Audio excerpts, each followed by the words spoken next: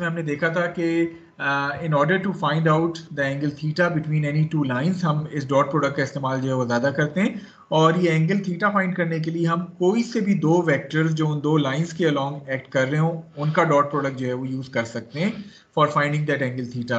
उसमें फिर हमने जिस तरह पिछली एग्जाम्पल में देखा था, वो दो यूनिट वेक्टर्स का डॉट प्रोडक्ट भी हो सकता है, वो दो पोजीशन वेक्टर्स का भी हो सकता है, और आप चाहें तो एक फोर्स एक यूनिट वेक्टर या एक फोर्स एक पोजीशन वेक्टर या दो फोर्स वेक्टर इस्तेमाल कर लें। एनीवेज कोई से भी दो वेक्टर्स और लाइन के अलोंग अगर आपको नोन है तो आप उनको यूज़ करते हुए डॉट प्रोडक्ट का इस्तेमाल करते हुए थीटा फाइंड कर सकते हैं। तो moving on to problem 2-112, in which we need to determine the projected component of this force FAB having a magnitude of 560 Newton acting along cable AC. So हमारे पास force है जो कि cable AB के along act कर रही है, and we need to find out the component of this force acting along this cable AC.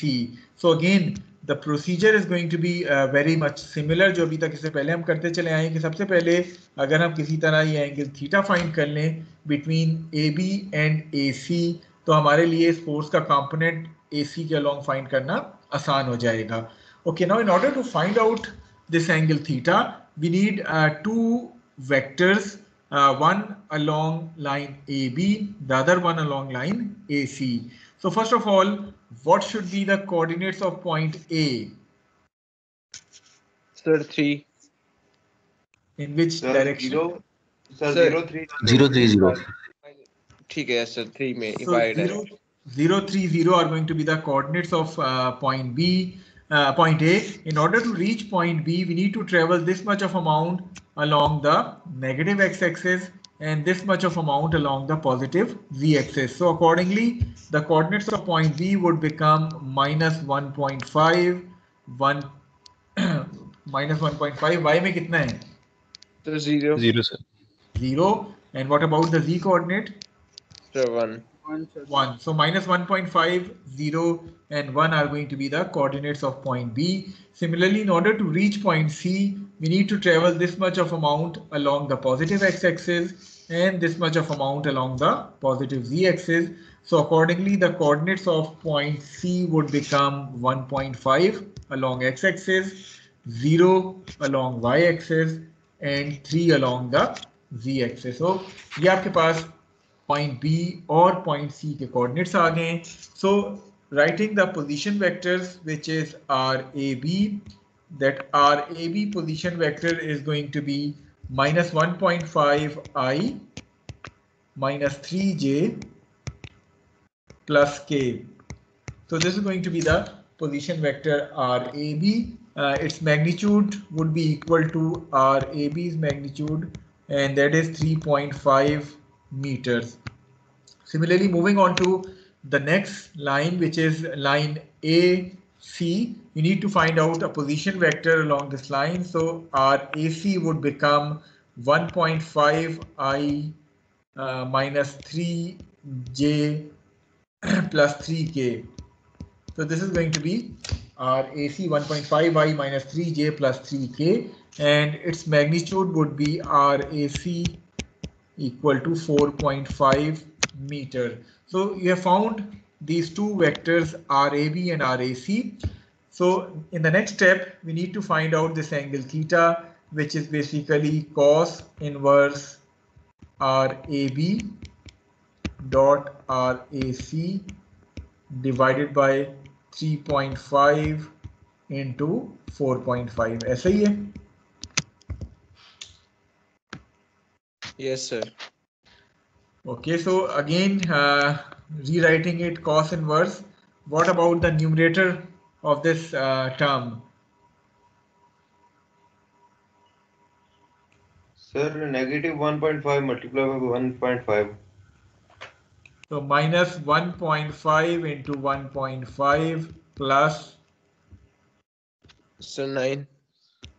minus 3 into minus 3 plus 1 into 3 divided by the same denominator. So this will give you theta to be equal to 51.75 degrees. So this is the angle between these two lines. Now how you are going to find the component of this force along this line AC.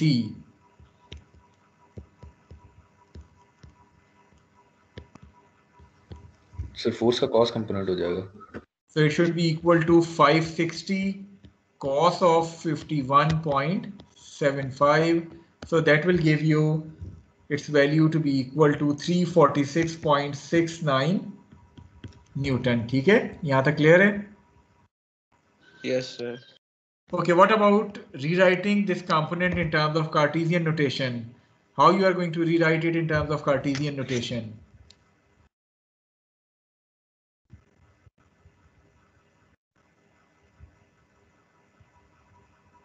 Sir इसको multiply कर देंगे AC के unit vector से.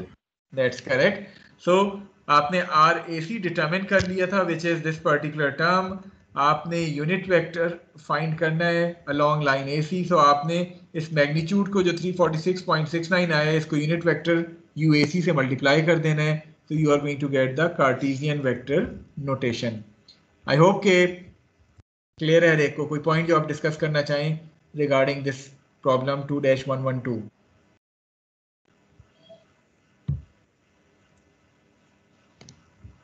Sir ये last वाला repeat कर दें sir.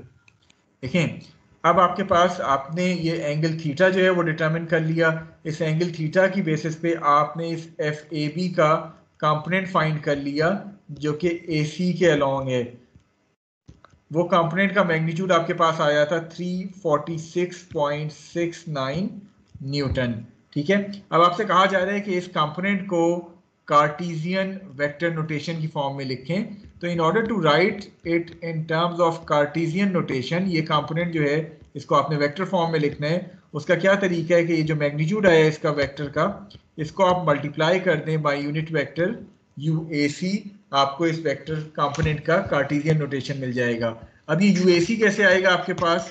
UAC आपके पास RAC जो पोजीशन वेक्टर आया हुआ है इसको मैग्नीट्यूड से डिवाइड के मैग्नीट्यूड से, तो आपको UAC मिल जाएगा. ठीक है,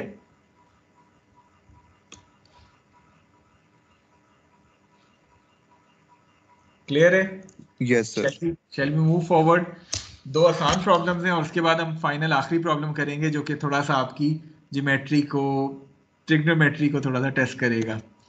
चलें, प्रॉब्लम 2-115 की बात करते हैं. इन दिस केस आपके पास एक अदद फोर्स है which is being directed from point E to point B and this force is having a magnitude of 600 Newton.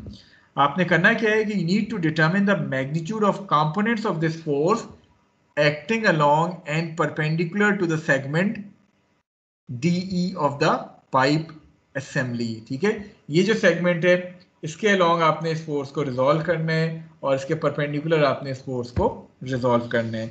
So if somehow you can determine the angle theta which this force is making with the segment DE, then you will be able to find out the parallel and perpendicular components.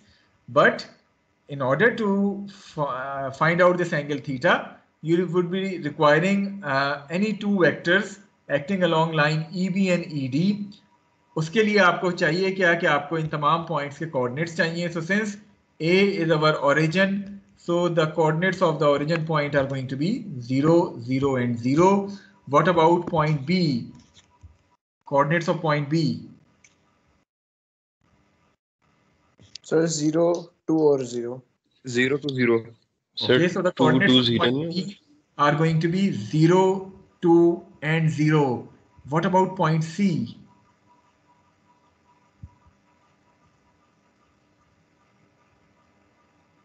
Sir, 2, 2, 2. 2, 2 minus 2. 2, 2 minus 2. Minus 2, sir, sorry. Yes. Okay, but do we require the coordinates of point C?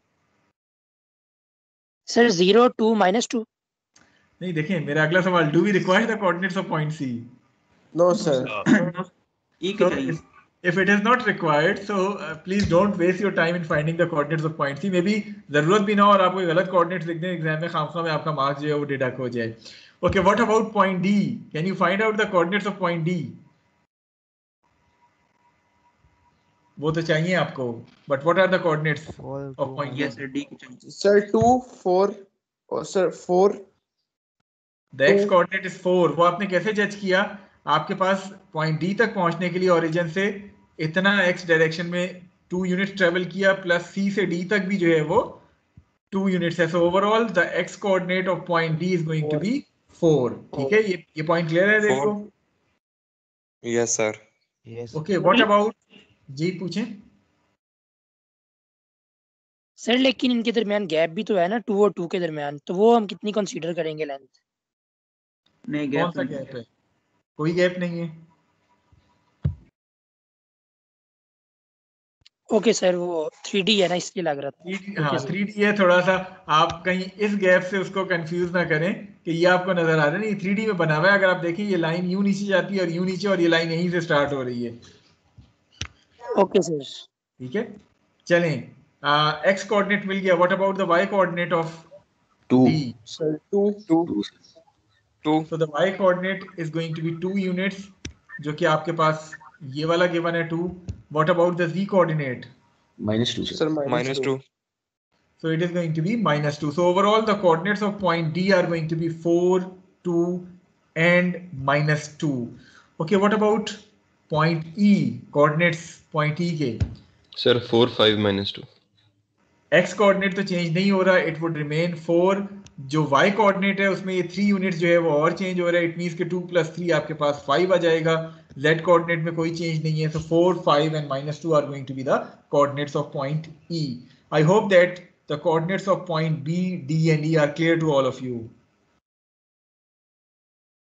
Yes sir चलें, the next step is we Yes, need to sir. write the position vector which is REB. This position vector is going to be directed from point E towards point B, so it would have a magnitude of -4i -3j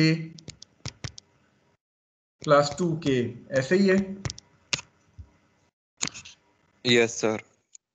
So the magnitude of this REB would comes out to be √29. Similarly, the next vector is RED. So RED vector के लिए हम करेंगे क्या कि D में से E के coordinates minus कर देंगे। So जैसे आपने कहा था D और E के दरमियान सिर्फ Y कोऑर्डिनेट चेंज हो रहे हैं, तो बाकी दोनों कोऑर्डिनेट 0 हो जाएंगे and you are going to get -3j. So its magnitude would also be equal to 3. ठीक है? Yes, sir. So in order to find out this angle theta, it would be cos inverse the dot product of these two vectors in the numerator. So अगर हम numerator की बात करें, चूंकि RED में सिर्फ j है, so it means कि आपके पास numerator में 9 आ जाएगा जब इन दोनों को multiply करेंगे, और denominator में आपके पास 3 into √29 होगा. So that will give you theta to be equal to 56.15 degrees. So once you have found this angle theta, then you are going to resolve this force F along line DE. It will give you 600 cos of theta, and the perpendicular component is going to be 600 sin of theta. Clear it?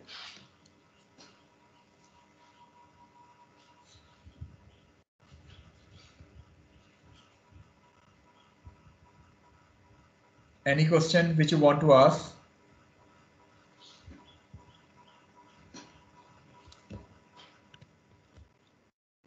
जी आवाज आ रही है मेरी? क्योंकि कोई जवाब नहीं आ रहा आप लोगों की तरफ से। सर आवाज आ रही है सर। चलें, कोई सर एक क्वेश्चन? चीज नहीं समझ लगी सर। जी पूछिए। सर ये जो थीटा हमने फाइंड किया वो हमने फोर्स और डी के दरमियान में फाइंड किया। हमने ये वाला एंगल थीटा फाइंड किया है। तो सर देन आपने एफ डी ई फाइंड किया, तो सर वो तो डायरेक्शन डी से ई की टुवर्ड्स होगी, तो सर वो उसकी टेल टू टेल एंगल तो नहीं होगा। चलें एक सेकंड रुक जाएं, हम इसको नोटेशन चेंज कर देते हैं। बेसिकली ये एफ ई डी है। अब ठीक है? यस सर अब ठीक है सर, अब ठीक है सर। ठीक है, बेसिकली उसने कहा था ये जो सेगमेंट है, फोर्स का कंपोनेंट इस सेगमेंट के अलोंग फाइंड आउट कर लें। वो हमने नोटेशन जो है वो डी यूज करें या ई डी यूज करें। बेसिकली पोजीशन वेक्टर में वो नोटेशन ज्यादा इंपॉर्टेंट होती है, बिकॉज पोजीशन वेक्टर उस डायरेक्शन में डिफाइन होता है। FED या FDE आप कोई भी नोटेशन इस्तेमाल कर सकते हैं, ठीक है। ठीक है सर। Any other Curie? चलिए अब जरा एक इंतहाई कॉम्प्लिकेटेड प्रॉब्लम देखते हैं, और अगर आप ये समझ लेते हैं तो इट मीन्स कि आपको एटलीस्ट डॉट प्रोडक्ट और डॉट प्रोडक्ट से ज़्यादा फोर्सेस और उनको कार्टेशियन नोटेशन में लिखना जो है वो समझ आ गया है। आई होप कि प्रॉब्लम 2-132 विजिबल है तमाम लोगों को। Yes sir. चलिए आपके पास एक अदद फोर्स है which has a magnitude of 300 Newton. You need to determine the magnitudes of the projected components of this force F acting along the line OA. So O is the origin of the coordinate system. So इसके coordinates तो आपको given है 0, 0, 0. आप इस force को resolve करने along this line OA. तो सबसे पहला सवाल जो जहन में आता है वो तो ये कि क्या फोर्स इस लाइन OA के along ही नहीं एक्ट कर रही? Yes sir. Yes sir. Yes Are you sir. sure?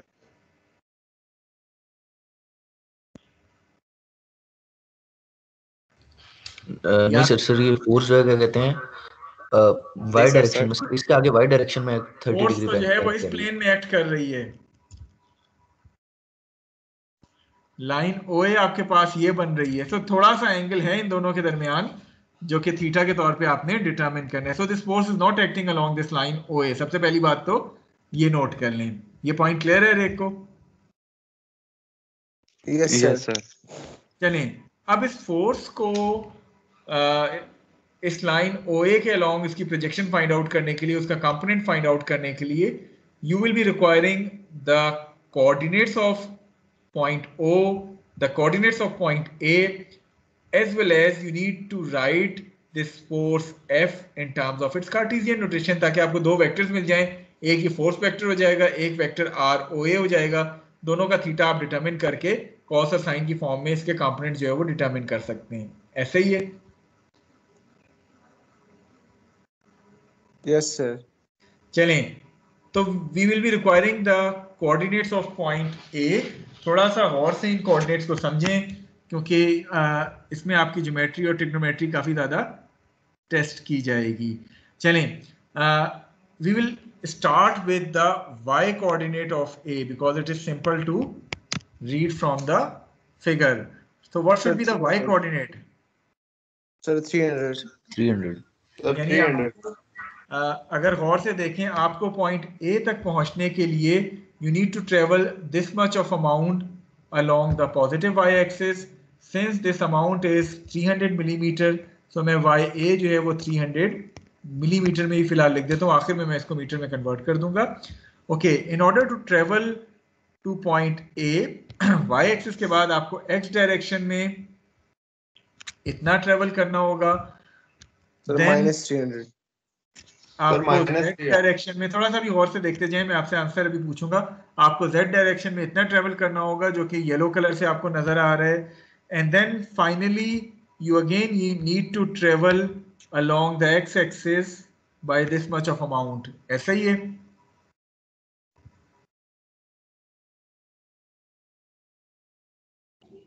Yes sir. तो सर हम वहां पर उसका कंपोनेंट फाइंड कर लेंगे 300 का। चलें ठीक है, थोड़ा सा वेट करें, अभी उसका भी जवाब देते हैं। ये वाला जो आपको डिस्टेंस है it is given to you as 300 metre. In other words आपके पास अगर मैं ये कहता हूँ कि point just to make sense मैं इसको पॉइंट डी लिख लेता हूँ और मैं कहता हूँ कि आपके पास ये जो कंपोनेंट है या ये जो लाइन है जिसको मैंने डी ए से रिप्रेजेंट किया है, मैं इस लाइन को थोड़ा सा यहाँ ड्रॉ कर देता हूँ। So this was line D, this was line A and the length of this line is 300 millimetre. ऐसे ही है।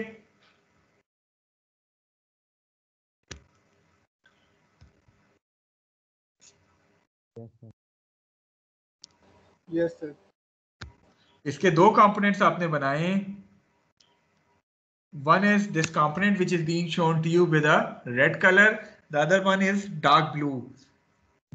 दोनों कंपोनेंट्स के दरमियान जो एंगल यहाँ गिवन है वो आपको 30 डिग्रीज गिवन है as shown to you at the top of this figure. So ये एंगल आपको 30 डिग्रीज गिवन है. रेड कंपोनेंट जो है वो कौन सा कंपोनेंट रिप्रेजेंट करता है?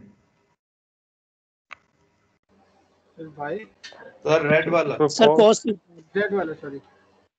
रेड कंपोनेंट रिप्रेजेंट कर रहा है 300 cos ऑफ 30 को. कॉस 30. ये एंगल आपके पास 90 डिग्रीज है. सो ये ब्लू डार्क ब्लू वाला कंपोनेंट क्या बन जाएगा? sin 30. 300 sin 30 ऐसे ही है. Yes sir. Okay, but that red component represents which coordinate of point A? Z coordinate. Z coordinate. Z coordinate Z है. So accordingly, the Z coordinate is going to be 300 cos 30. ऐसे ही है.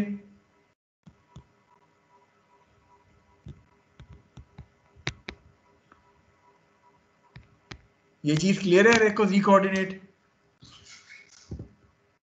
Yes sir.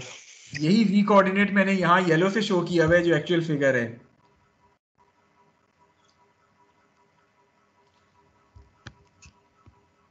Okay, now coming to the X coordinate. जिस तरह अभी पहले बात हुई थी, X डायरेक्शन में ट्रेवल करने के लिए एक तो इतना अमाउंट हम ट्रेवल करेंगे एक्स एक्सिस के along towards the negative x axis 300. So the x coordinate should be -300. इसके अलावा 300 sin 30. इसके अलावा ये वाला कोऑर्डिनेट भी है जिसको मैंने ग्रीन से सर्कल किया हुआ है जो कि यहाँ 300 sin 30 से रिप्रेजेंट है. So it should be -300 sin of 30. So overall the x coordinate would become -450 millimeter. Is it clear to all of you? ये पॉइंट A के x, y, z तीनों कोऑर्डिनेट्स हर एक को क्लियर हैं? अगर कोई डाउट है, कोई क्यूरी है तो काइंडली अभी पूछ सकते हैं आप. सर रिपीट कर. सर x वाले में थोड़ी सी प्रॉब्लम आ रही है. सिर्फ x वाले में थोड़ी सी प्रॉब्लम आ रही है. x वाले के लिए थोड़ा सा इधर गौर से देखें. x डायरेक्शन में हमने कहा था कि एक तो ये 300 मिलीमीटर ट्रेवल होगा. ये क्लियर है रेक को? Yes sir. दूसरा, ये हमने कंपोनेंट बनाया था जो कि x डायरेक्शन में ट्रेवल हो रहा है. अगर मैं इसको रब करूं, आपको यहाँ शो किया गया है कि ऑलरेडी पॉइंट D से इतना x और इतना z. तो ये वाला x कंपोनेंट भी मुझे जो है वो चाहिए होगा. ऐसे ही है. आपके पास एक अदद राइट एंगल ट्राइंगल सा आ गया है. ये एंगल आपके पास 90 डिग्रीज है. ये अगर 300 है, ये एंगल 30 डिग्रीज है. So this would be the z component जिसको हमने 300 cos 30 लिखा था. ये वो कंपोनेंट है जिसको हम 300 sin of 30 कह रहे हैं. और चूंकि ये नेगेटिव एक्स एक्सिस के अलोंग है तो इसको -300 sin 30 कहा गया है. Is it clear now? Yes sir. So overall the x component is going to be this 300 जो कि ये वाला 300 है प्लस दिस 300 sin 30. और चूंकि दोनों नेगेटिव एक्स एक्सिस की तरफ हैं तो दोनों के साथ मेरे पास यहाँ नेगेटिव साइन आया है. Okay sir, thank you. Clear हो गया? ये तीनों कोऑर्डिनेट्स हर एक को क्लियर हैं. पॉइंट ए हर एक को क्लियर है, इसका मतलब है. यस. चलें, सो लेट मी रब द रिमेनिंग थिंग्स. अब हम अगले पॉइंट की बात करते हैं.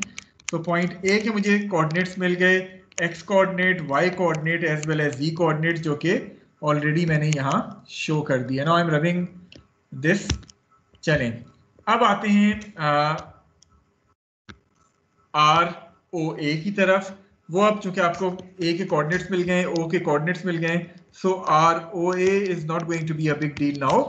आप सिंपली ए के कोऑर्डिनेट्स को माइनस कर दें ओ के कोऑर्डिनेट्स में से. You are going to get R O A. So that R O A would comes out to be, अब मैं अगर इसको कन्वर्ट कर दूं मीटर्स में ताकि हमारे पास यूनिट्स कंसिस्टेंट रहे, -0.45 i जो कि एक्स कोऑर्डिनेट रिप्रेजेंट कर रहा था. इसी तरह प्लस 0.3 j जो कि वाई कोऑर्डिनेट था 300 मिलीमीटर, उसको मैंने मीटर्स में कन्वर्ट कर लिए. एंड फाइनली 0.2598 के, जो कि आपके z कोऑर्डिनेट को रिप्रेजेंट कर रहे हैं। जनरली हम 4 डेसिमल तक जाते नहीं है, लेकिन यहाँ चूंकि पहले हमने मिलीमीटर में लिखा था, अदरवाइज हम generally exam point of view से या इवैल्यूएशन पॉइंट ऑफ व्यू से 2 डेसिमल तक अपनी चीज़ों को राउंड ऑफ करते हैं। तो अगर 2 डेसिमल तक करेंगे that would become 0.26 K। So ROA हर एक को क्लियर है। हमने अकॉर्डिंगली इस ROA का मैग्नीट्यूड भी फाइंड आउट कर लिया, which comes out to be 0.6 metre. So I hope कि यहाँ तक किसी का कोई डाउट नहीं है।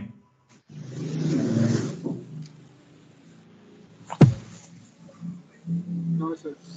चलें अब बात करते हैं इस फोर्स F की और इसकी कार्टेशियन नोटेशन की, कि how you are going to write this force F in terms of its Cartesian notation. थोड़ा सा और से इस फोर्स को देखें। ये आपके पास फोर्स गिवन है, which has a magnitude, kindly mics mute कर दें। So this force is having a magnitude of 300 Newton और इसको ये 30 डिग्रीज का जो एंगल गिवन है, इसकी मदद से आप दो कंपोनेंट्स में रिजॉल्व कर सकते हैं। One is this component, the other one is this component. So the component which is shown here as the red component, ये कौन सा कंपोनेंट होगा?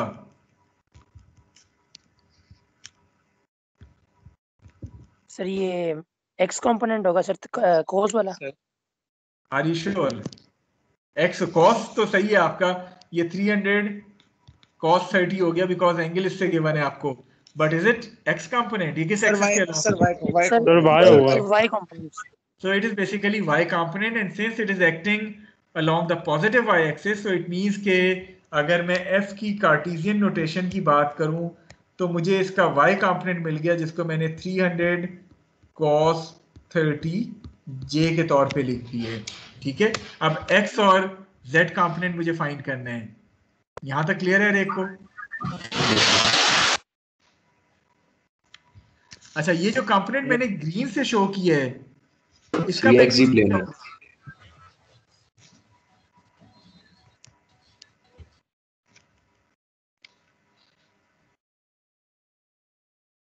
सर ये z के अलोंग 30 डिग्री पे होगा, z के अलोंग। देखें ये एक्सी डायरेक्शन में ना, ये इसके एक्सी डायरेक्शन में 300 sin 30।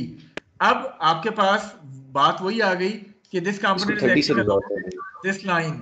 थोड़ा सा और से इधर देखें, आपके पास ये कंपोनेंट आया है जिसको मैं कह रहा हूं 300 sin 30, या इसको मैं रिप्रेजेंट करता हूं, सपोज डी तो कहीं इस्तेमाल नहीं हुआ, इसको मैं डी से रिप्रेजेंट कर देता हूं। इसके जब आप x और z के अलोंग कंपोनेंट्स बनाएंगे तो ये दो कंपोनेंट्स बनेंगे ऐसे ही, और ये एंगल ऑलरेडी आपको 30 डिग्रीज गिवन है।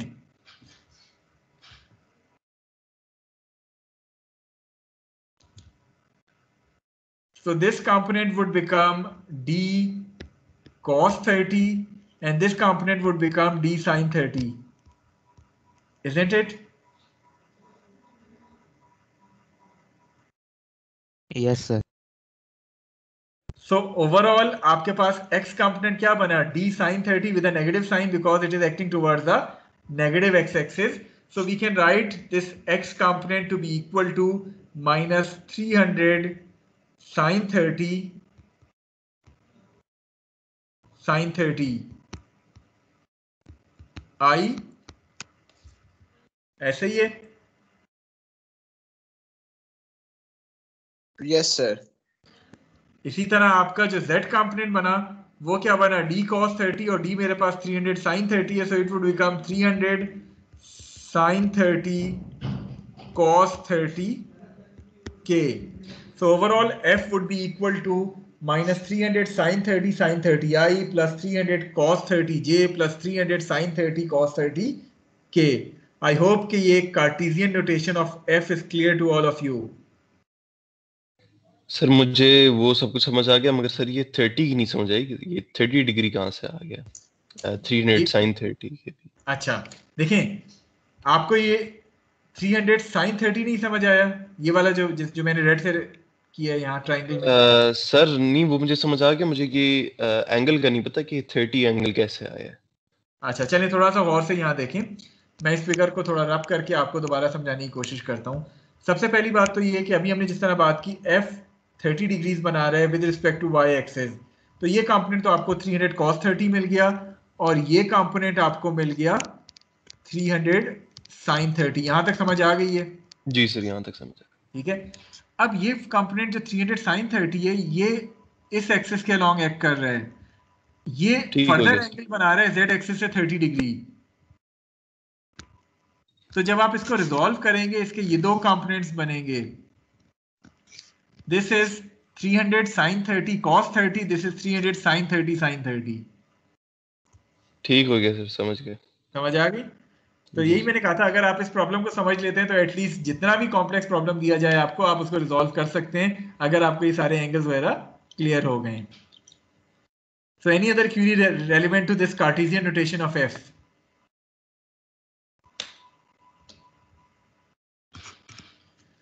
ओके, अब f भी आपके पास आ गया, ROA भी आपके पास आ गया।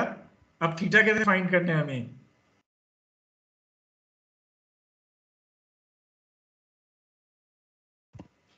सर दोनों को मल्टीप्लाई करा देंगे 4 से। डॉट प्रोडक्ट ले लेंगे। So using that dot product definition which is theta equal to cos inverse f vector dot ROA vector divided by the magnitudes of f and ROA। आपको ROA ऑलरेडी हमने find किया हुआ था, so accordingly आपके पास जो theta है that would comes out to be 36.1। सो आपके पास ये लाइन ROA और f के दरमियान जो एंगल है that would comes out to be 36.1। Next step simple है, आप सिंपली f cos थीटा कर लें तो you will get the component of this force acting along line OA। So ये आपके पास वो कंपोनेंट आ जाएगा f cos theta. Is it clear to all of you? So इसमें सारी कहानी पॉइंट A के कोऑर्डिनेट्स डिटरमिन करना या फोर्स को कार्टेशियन वेक्टर नोटेशन में लिखने की थी। बाकी तो डॉट प्रोडक्ट की डेफिनेशन है, उसको आप इस्तेमाल अब काफ़ी प्रॉब्लम्स में कर चुके हैं, so that is not going to be any problem for you. I hope that this solution is clear to all of you now. Yes sir. Yes sir. चलें, so with this we are going to end our class, although अभी तकरीबन 10 minute बचे हुए हैं, लेकिन चूंकि अभी नया चैप्टर हमने स्टार्ट करना है और प्रोबेबली उस चैप्टर को स्टार्ट करने में हम शायद पहला टॉपिक भी कंप्लीट ना कर सकें, so we are going to start chapter number 3 इंशाल्लाह in tomorrow's 1 hour class. So right now अभी हम यहाँ रुक जाते हैं। आपके लिए एक नॉन सबमिटेड होमवर्क है, सबमिट नहीं करना लेकिन अपने ओन पे ये जो आपको प्रॉब्लम्स शो किए गए इनमें से हमने 132 सॉल्व कर लिए, शायद 112 भी सॉल्व किया था। बाकी जो रिमेनिंग प्रॉब्लम्स हैं वो आप अपनी प्रैक्टिस के लिए लाजमी सॉल्व करें। 115 भी हमने कर लिया था, इट मीन्स कि ये 3 प्रॉब्लम्स रह गए जो कि हमने क्लास में सॉल्व नहीं किए। Please try to solve it by yourself. Non submitted homework है, टाइम बच जाता है, तो इन 3 के अलावा भी जितने प्रॉब्लम्स आपको नज़र आते हैं उनको सॉल्व करें और अपनी अंडरस्टैंडिंग इस टॉपिक की बेहतर जो है वो बना सकते हैं। So we are going to stop the recording here. आज का लेक्चर यहाँ ख़त्म होता है। अगर आपकी कोई क्यूरीज नहीं है